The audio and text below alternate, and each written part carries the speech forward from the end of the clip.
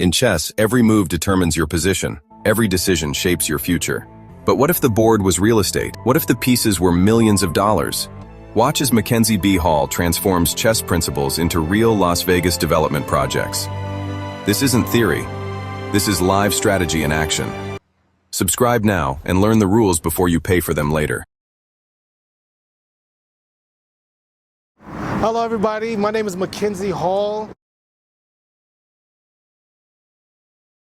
People spend money as if this was the 1990s or the early 2000s, not realize this is 2025 going into 2026 and everything is more expensive. Tips for today's economy: understand what is essential and what is not essential.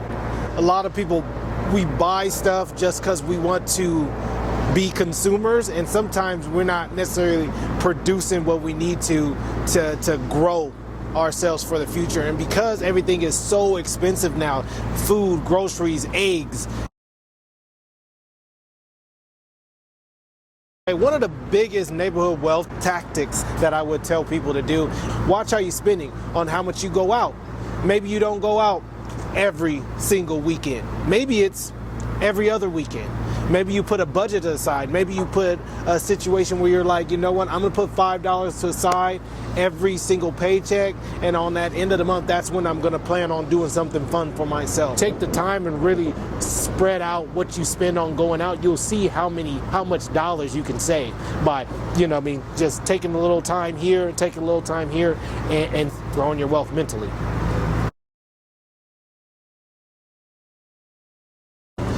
Food-wise, watch what you're consuming. A lot of people like to go out and eat.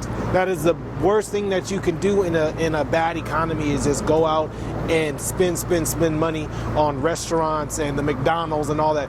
The biggest thing you can do is you need to start learning how to cook a lot of your meals inside. Let your money stretch, because once you do that, then you're spending. You say you spend $30, $40 on groceries, and you get something simple as spaghetti. Spaghetti can last 3 or 4 days. Instead of spending $30 each day, you just saved $60. Are we spending on food that's going to be able to be used in a 2-week, 1-week span, or are we spending on food that just right now? Am I spending on 1 bag of chips or 2 bags? Am I actually taking time to shop? Am I actually taking time to look that Albertsons has a reward program? Am I a part of these things to where I can benefit where I shop? So all these things is not just important, it's crucial to growth. Is because when other people are saving $10 because they shop at Albertsons just like you, and they've been shopping for a month, and they get reward bonuses from Albertsons because they're part of the reward program, you both spend the same thing. The only difference is they just save $10 that third week versus you spend $10. Watching what you spend in the grocery store, making sure you cook. There's a lot of things you do. YouTube can show you how to make amazing meals for cheap. There's a lot of resources out there for everybody to use to maintain as well as grow themselves. How much food is in your cupboards that you're not using? All the food that's in your cupboard that you bought from the store when you were hungry and you went to the store and went shopping. All that stuff is there. It's just taking your time to actually execute it. And you could do this on a Saturday or Sunday when you're watching TV. Sometimes it's as real as bologna sandwiches. Sometimes it's as serious as cornflakes and milk. Sometimes you can't have, the double cheeseburger with the fries and the side of Coke or a shake. Sometimes it's as simple as, how do I maintain? Sometimes it's fasting. I used to do that a lot. And if you look biblically, or if you look just in the sense of your body, fasting does the wonders for your health.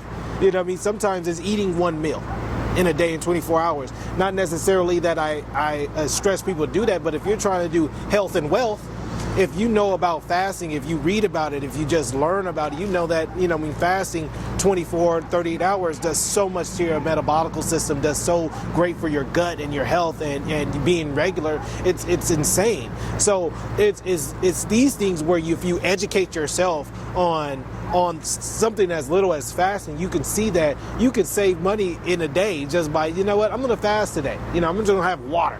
Okay, you just saved how many meals? 3 meals a day. Let's just say average, if you spend $12 a meal for 3 meals, that's $36 you just saved in that day. Where can that $36 go?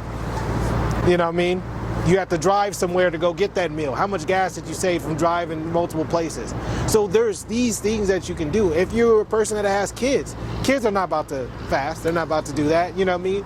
But you and your wife or yourself can also put things to the side to where, you know what, I have kids, I have to maintain. That's a kid bucket. My daughter is going to eat her 3 meals, right?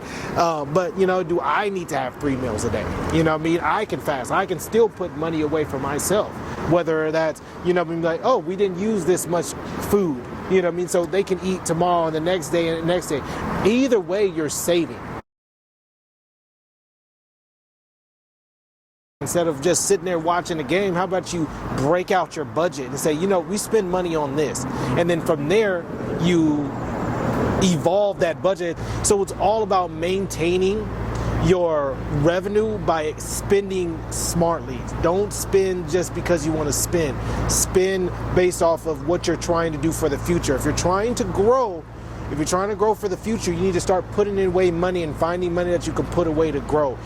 You know what I mean? And that's the key thing, is like, how do I find these little buckets of what I'm spending?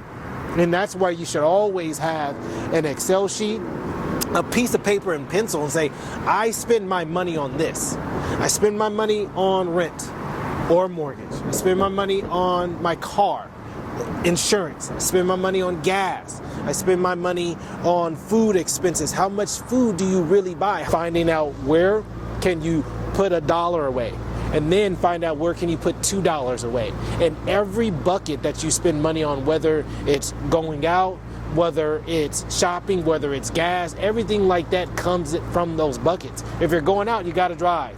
Or if you're taking an Uber, if you're drinking, if you're driving, if you're being smart and not, you know, drinking and driving. All these things are expenses that tags along going out. So if you're not going out every weekend, or you're going out once a month or twice a month, you're saving hundreds and hundreds of dollars that then you could take that bucket and put it into growth bucket, buying properties, building myself for the future. So all these things are tactics that you can use that consciously you don't see. I'm going to put this in my growth fund.